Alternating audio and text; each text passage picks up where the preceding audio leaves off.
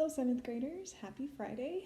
Today you are going to be doing a Bible lesson with me on the church. We are starting this unit on the church, what the church is, what does the Bible say about the church, and how the church really impacts the world. So we're going to start today at the beginning with what is church and why do we do it. And so we're going to be reading some verses, going through a PowerPoint together.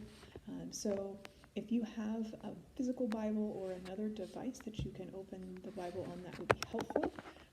So see, Paul is here. He's got his Bible open and he is ready to learn. So get that prepared, and I'm going to switch over to the PowerPoint. So we are talking about the characteristics of a church. So what we're going to start with is the basic question of what is church? So here's a picture. So what do you think? What is a church? Is church a building? Is it a place? Is it people? What actually makes up a church? A lot of times we think about it as the building, but actually when the church first started in the time after Jesus left earth, there actually wasn't a lot of church buildings. People met in homes and worshiped together in their houses even. So it's not so much about the place. So actually a good definition of what a church is a group of believers who gather together to worship God.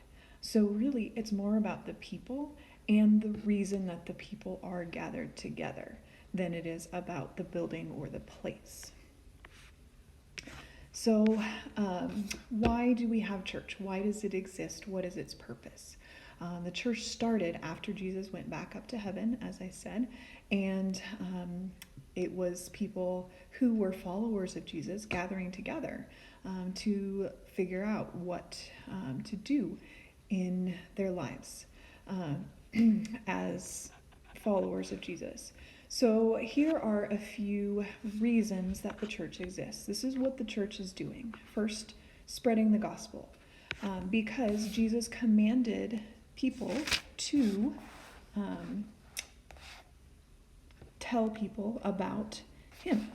In Acts 1:8, just before he went back up to heaven, he said to them, "But you will receive power when the Holy Spirit has come upon you, and you will be my witnesses in Jerusalem and in all Judea and Samaria and to the end of the earth." So he's telling the disciples that they're going to go and tell everybody about what he did when he was on earth and what he taught and all of those things. So they're spreading the gospel. The second thing is to worship God together with other believers. In Acts 2, it talks a lot about that. I'm going to not read that right now because we're going to come back to that later. But basically the church is getting together to worship God, to fellowship, and to be with other believers when praising God. Third, the church exists to encourage one another in serving God. So in Hebrews 10, it talks about this. Let me find Hebrews 10, 24 to 25. "And let us consider how to stir up one another to love and good works, not neglecting to meet together, as is the habit of some, but encouraging one another, and all the more as you see the day drawing near." So encouraging each other, helping each other on this process of what does it mean to follow God. We need each other to do that. And along with that is to love one another. One of the things that Jesus commanded his disciples frequently was to love one another. John 13, 34 to 35. And it says this: "A new commandment I give to you, that you love one another. Just as I have loved you, you also are to love one another. By this all people will know that you are my disciples, if you have love for one another." So we're spreading the gospel. We're worshiping God. We're encouraging each other. We're loving each other. This is what church does. This is why the church exists. So when we think about church, those are the things that we should see happening at church and in the group of people. What did the first church do? So now we're going to go back to those verses in Acts chapter 2, and we're going to just look at what were they doing together. Because this is the first group of people that really acted as the church. The disciples and then the other people who followed Jesus and the people that they taught about Jesus, all getting together as the church. What did they do? And we have these verses in Acts that tell us this is what they did. This is what the church looked like. So as I read this, I'm just going to list the activities that they're doing so you can get an idea of what is it they're doing. So Acts 2:42. And they devoted themselves to the apostles' teaching and the fellowship, to the breaking of bread and the prayers. So we have listen to apostles' teaching. Fellowship is just like the idea of being together with one another. Eating together, that's what it means by breaking of bread. And prayer. Verse 43. And awe came upon every soul, and many wonders and signs were being done through the disciples. So they're doing miracles. Even after Jesus had left, they're doing wonders and signs. Verse 44. And all who believed were together and had all things in common.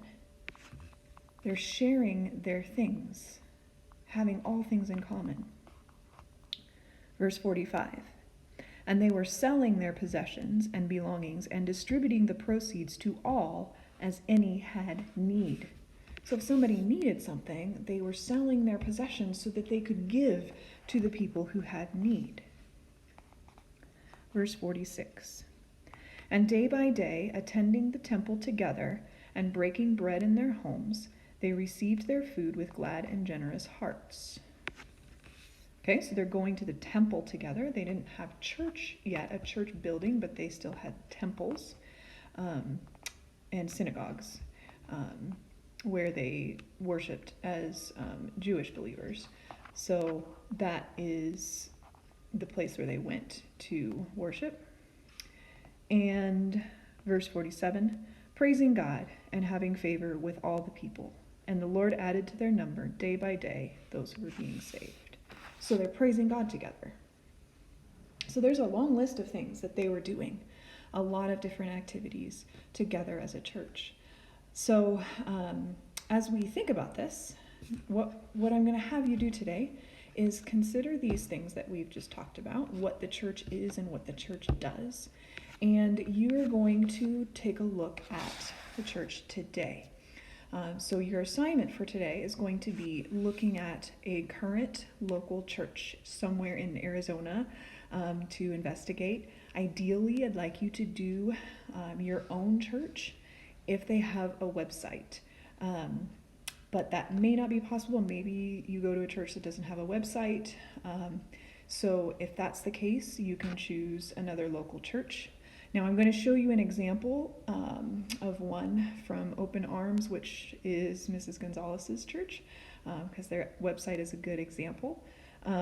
So you can't use that one, but you can use any other local Christian church for this assignment.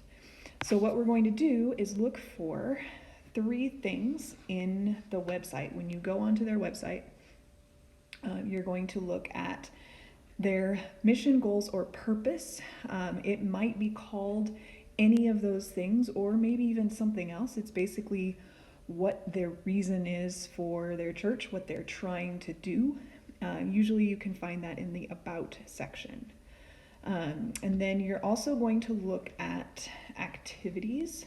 What are the things that this church is doing? And then the third thing I want to add in today is the response to the coronavirus. What is this church doing as a result of this crisis? Have they changed anything? about their normal activities. Kind of all of us have, but what do they say about it on their website? And you're going to be writing about these things. So I'm going to go off of this now, and I'm going to show you an example. And I want you to just look at this for now. This is just so I can show you kind of how to investigate on the website. So this is Open Arms Church. It's in Scottsdale, and you can see on this first page, this is the home page. It says "You belong," so I'm guessing that's probably a strong value of the church, is trying to get people to understand that they belong. And then if you scroll down, it shows that they're trying to meet needs in their community, and it shows you their time that they're going to be live on Sunday. They have worship, biblical teaching, and they're focused on the community. So now if I want to find like their mission, if I go over to the menu and look at the About section, here it says why we exist, what we believe. So I'm guessing why we exist is probably their mission. And if you go there, it says, "For God so loved Scottsdale." Our goal, right here, show people who Jesus is and who he can be to them. So there you have the goal. That's what they're trying to do. And it even gives more details about that. It also tells you values. Now, if you're looking for activities, that may be in different places. We already saw on the home page, if I go back there, that they have worship, biblical teaching, and that kind of thing. Those are kind of activities. Also, they on this page are showing food pantry donations. It's another activity. They have life groups, so if I click on that, there's going to be some information about life groups and families. So there's some things for children. So they have a nursery, and they have different age group activities. So I can see there's a lot of different activities that I can find. Now, the third thing was the coronavirus response. And in looking at this website, I don't see anything that specifically talks about the coronavirus. So I would, on the assignment, just say it doesn't specifically mention it. However, I can guess that they're doing live streaming services right now because of the coronavirus. But it doesn't specifically say that. On some church websites, you're going to find specific responses to the coronavirus. So that's kind of how to investigate a website. All of them are going to look slightly different, so you will need to click around to find information. Try looking at all of the different sections of the menu. And so after looking at the website, you're going to go on to Moodle and find the church investigation assignment, which has a document where you're going to fill in your answers. And that's what you will submit to Moodle for today's assignment. All right, so that's it for the lesson. And let me know if you have any questions by email. Also, I will be on Moodle chat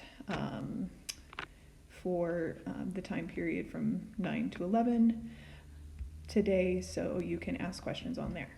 Have a great Friday and a great weekend.